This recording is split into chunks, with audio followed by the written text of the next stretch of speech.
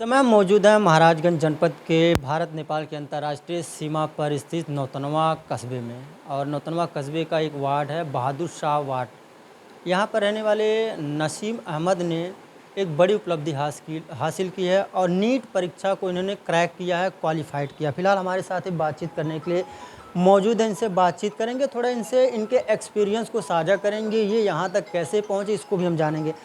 सबसे पहले नसीम भाई, जनतंत्र टीवी की तरफ से आपको, आपके पूरे परिवार को हार्दिक शुभकामनाएं कि आपने नीट परीक्षा को क्रैक किया। जी, जी, बहुत धन्यवाद आपका, शुक्रिया बहुत-बहुत। और जी, बहुत-बहुत शुक्रिया। थोड़ा हम आपसे ये जानना चाहेंगे, चूँकि आप एक मुस्लिम कम्युनिटी से आते हैं, आपने अपने पढ़ाई की शुरुआत कहाँ से करी थी, यहाँ तक आप कैसे पहुँचे और इस दौरान आपने किन किन संघर्षों का सामना किया? हाँ, बेसिक शिक्षा तो मैंने ये इसी शहर नौतनवा कस्बे के होली क्रॉस स्कूल नौतनवा में प्राप्त किया। आईसीएसई बोर्ड थी, तो 10वीं तो मैंने यहाँ से पास आउट किया। फिर क्योंकि मेरे अब्बू का शौक़ था पढ़ाने का, अच्छी पढ़ाई दिलाने का, तो उस टाइम पे 12th तो यहाँ से अच्छी कोई उसमें होली क्रॉस में थी भी नहीं। 12 की स्टडी, इंटरमीडिएट की स्टडी, तो उसके लिए मेरे अब्बू ने गोरखपुर में भेजा। वहाँ भी मैंने GN national public school Gorakhnath Gorakhpur में जो है, वहाँ भी जाकर अच्छे स्कूल में एडमिशन मैंने लिया और वहाँ से मैंने इंटरमीडिएट क्वालिफाई किया विथ 91% इन 12th। और फिर उसके बाद जब 12th में मैंने 2019 में पास आउट हुआ, तो फिर ये हुआ कि मैंने बायोलॉजी तो ले रखी थी स्ट्रीम में, और क्योंकि परसेंटेज भी अच्छा ठीक ठाक आ गया था, तो घर वालों का ये था कि पढ़ाई भी फिर अच्छी कैरियर ऑप्शन भी चुना जाए। तो मेरे जहाँ तक कि ध्यान आया कि तो फिर अच्छी पढ़ाई करने के लिए तो नीट काफ़ी ट्रेंड भी कर रहा था, और घर वालों का भी काफ़ी सपना था कि पढ़ें तो अच्छी पढ़ाई करें। तो फिर इसलिए मैंने वहाँ से सोचा कि तो मैं नीट के लिए मैं जाता हूँ, और मेडिकल में मेरा रुचि बढ़ने लगा।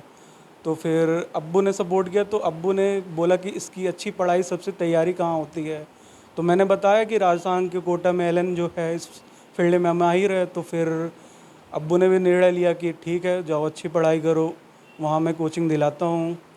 उनका पूरा सपोर्ट रहा इस जर्नी में। सबसे सपोर्ट मेरे अब्बू का रहा, अम्मी का रहा, मेहनत, और सभी घर वालों का भी काफ़ी अच्छा सपोर्ट रहा। कभी किसी ने प्रेशराइज़ नहीं किया इस जर्नी में, कि किसी भी तरह का प्रेशर नहीं डाला कि आपसे नहीं हो रहा है। आप रिलेटिव भी काफ़ी, कोई भी ऐसा नहीं था कि मतलब कोई कमेंट करता था कि मैंने जब ड्रॉप लेना स्टार्ट किया, एक ड्रॉप में मैंने नहीं क्वालिफाई कर पाया। हालांकि मैंने जब पहला ड्रॉप अपना लिया 19 में, तो 20 में जब अपीयर हुआ तो मेरे मार्क्स आए थे 513, और जब अपीयरिंग मेरी 19 में, जबकि बेसिक जस्ट क्वालिफाई मैंने किया था, लगभग मेरे अप्रॉक्स 150 के आसपास नंबर थे। तो फर्स्ट ड्रॉप में मेरा तो 513 आया। तो उस साल ये हुआ कि कट ऑफ काफ़ी जंप कर गया, अप्रॉक्स 600 के पास मिलती थी एमबीबीएस, कट ऑफ वहाँ तक भाग गई। तो फिर ये हुआ कि घर वाले बोले तो नंबर तो 500 प्लस तो लाए हो, क्या पता एक प्रयास और कर लो, क्या पता हो जाए, मेहनत तो यहाँ तक कर दी हो। फिर मैंने भी प्लान कर लिया कि हाँ, यहाँ तक तो मेहनत हो ही गई है, मात्र 100 अंक का जो है डिफरेंस है, तो फिर क्यों ना दोबारा प्रयास किया जाए। तो इस तरह मैंने फिर दोबारा, अब्बू भी अपने तरफ से कुछ भी मना नहीं किया, वो फुल सपोर्ट उनका था। दोबारा वापस से मैंने कोटा गया, वापस से एलएनई ज्वाइन किया कोचिंग कोटा में, राजस्थान में, और फिर वहाँ जाकर प्रिपरेशन जर्नी फिर से स्टार्ट किया। तो हालांकि क्योंकि लॉकडाउन के वजह से वहाँ भी कुछ तो कोचिंग में ऑनलाइन की वजह से पढ़ाई अच्छी नहीं हो पाई थी मेरी। तो क्योंकि क्लासेस भी अच्छे से नहीं कर पाया था, लेकिन फिर भी जितनी कोशिश हुई ट्राई करता रहा। और 21 में मैंने दिया फिर से नीट, तो उसमें क्योंकि फ़िज़िक्स उस साल काफ़ी टफ़ आ गई थी, तो मैंने प्रेशर मुझसे हैंडल नहीं हो पाया, टाइम मैनेज मैंने नहीं कर पाया। तो फिर फिज़िक्स की वजह से मेरा पेपर काफ़ी डिस्टर्ब हो गया। तो उस टाइम पे मेरा स्कोर लगभग आया 487 के आसपास नीट 2021 में। अब स्कोर उतना आने के बाद फिर ये था कि काफ़ी फिर मेहनत मैंने दोबारा जाकर किया था, तो घर वालों को भी विश्वास नहीं हो रहा था कि वाकई मेहनत भी हुआ, और पिछले बार से कम नंबर भी कैसे हो गया, आखिर मेहनत हुआ तो। फिर उसके बाद ये हुआ कि फिर मैंने फिर सोचा कि नहीं, मैं एक बार फिर करूँगा। मन नहीं मान रहा था कि, तो फिर अब्बू भी गए कि ठीक है, अगर मन है तो जाओ फिर, अगर और तुम्हें अगर लग रहा है कहीं कि तुम कॉन्सेप्ट के बेसिस पे अगर वीक हो, तो वापस से कोचिंग भी ज्वाइन कर लो। तो फिर मैंने कोचिंग ली और फिर वहाँ मैंने एलन में ही ज्वाइन किया कोचिंग, तैयारी अच्छे से की और तैयारी खूब मेहनत किया, जितना हो सका मैं दिन रात फिर से लगा रहा, एमसीक्यू प्रीवियस ईयर फिर से सॉल्व किया और पूरी मेहनत करने के बाद वापस से मैं 22 में जब आया, नीट 2022 में जब अपेयर हुआ, तो उसमें भी क्योंकि तैयारी तो बहुत ज़बरदस्त हो गई थी, लेकिन क्योंकि थोड़ी सी पैटर्न में क्या चेंज हो गया अचानक से, अनसर्टेन वो एसर्शन रीजन वगैरह ऐड कर दिए हैं, तो जो कि अब वो पैटर्न में मुझे कुछ नया लगा, वो क्योंकि वो मॉक टेस्ट में मैंने प्रैक्टिस नहीं कर रखा था, तो इस वजह से फिर पेपर थोड़ा मेरा डिस्टर्ब रह गया और स्कोर उतना बन नहीं पाया जितना क्वालिफाई, मतलब कट ऑफ के रेंज में आ नहीं पाया। मेरे स्कोर नीट 2022 में 552 रहे हैं। तो अब फिर बात ये हुई कि 50 मार्क्स से फिर रह जा रहा है, कट ऑफ से नीचे ही हैं हम। तो अब ये हुआ कि हाँ फिर तो घर वाले कहें तो काफ़ी इंक्रीमेंट भी हुआ है पिछले साल से, अच्छी बात है। तो फिर बोले कि इंक्रीमेंट तो हुआ है, तो फिर वो बोले उन्होंने कि देखो अब पढ़ तो लियो। मैं भी ये बोला कि कंसेप्ट तो मेरे सारे क्लियर हो गए हैं, अब क्योंकि इस साल पेपर अचानक से पैटर्न चेंज हुआ तो इस वजह से मैं हैंडल नहीं कर पाया, वो 3 आवर्स में मैं उस पेपर को हैंडल नहीं कर पाया। हालांकि मेरे मॉक टेस्ट में एवरेज मार्क्स चलते थे 600, 625, 624, 616 ऐसे आते थे, लेकिन मैंने परफॉर्म नहीं कर पाया नीट 2022 में। तो फिर ये हुआ कि मैंने ये लास्ट ड्रॉप मैंने बहुत संकल्प और दृढ़ लेकर मैंने कहा कि लास्ट ट्राई मैं करता हूँ, क्या पता इस बार लक साथ दे जाए, और मेहनत तो पूरी हो चुकी है। और तो फिर सोचा मैंने कि, और क्योंकि कॉन्सेप्ट तो क्लियर था, तो मैंने ये सोचा कि मेरी एनसीईआरटी कहीं ना कहीं लैग कर रही है और मैं कहीं ना कहीं एनसीईआरटी में छोड़ रहा हूँ, जिसके वजह से मेरा वो जो 600 प्लस जो कट ऑफ के अंदर रेंज में आना है वो नहीं आ पा रहा है। तो मैंने इस साल क्या सोचा कि मतलब कोचिंग मैं नहीं करता हूँ, क्योंकि बेसिक्स तो मेरे क्लियर हो गए थे। तो फिर मैंने क्या स्टार्ट किया कि कंप्लीट ड्रॉप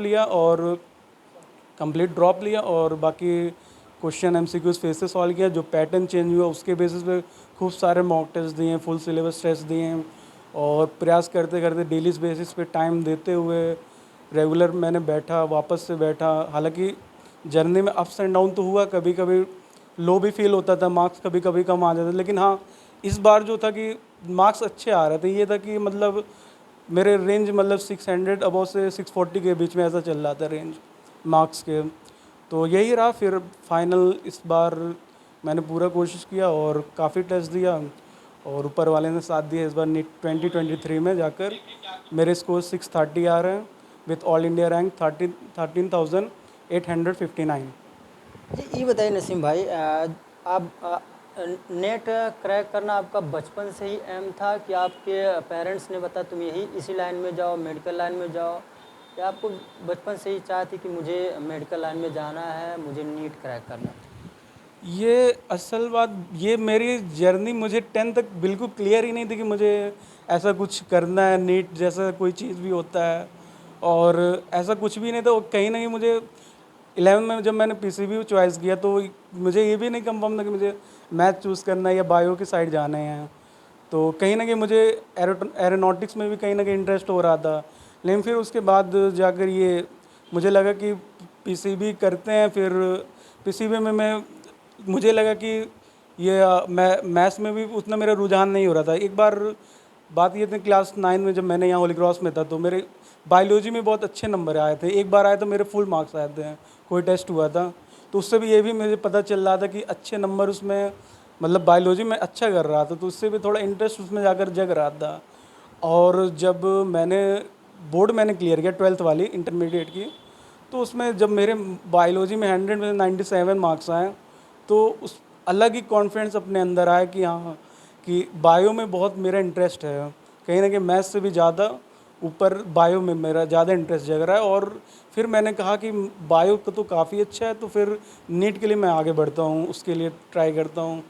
और बचपन से ऐसा कुछ था नहीं, बाकी तो मुझे ऐसा लगता था इतनी बड़ी मेरी फैमिली है और एक डॉक्टर तो डिज़र्व करती है। और इस एरिया में भी हालांकि इतने अच्छे मतलब पूरी पढ़े लिखे अच्छे डॉक्टर की अभी भी कमी है इस एरिया में, और मुझे लगता है यहाँ के लोग भी डिज़र्व करते हैं अच्छे पढ़े लिखे डॉक्टर इस एरिया से भी हों, क्योंकि इस एरिया में यहाँ से लगभग गोरखपुर के बीच में कहीं ऐसा कोई अच्छे डॉक्टर मिलते नहीं। और काफ़ी हद तक मैंने केसेस सुना है, काफ़ी जितने पेशेंट होते हैं रोड में जाते जाते, मतलब गोरखपुर अभी पहुँचे ही नहीं, रास्ते में एक्सपायर हो जाते हैं अच्छी मेडिकल सुविधा ना होने की वजह से।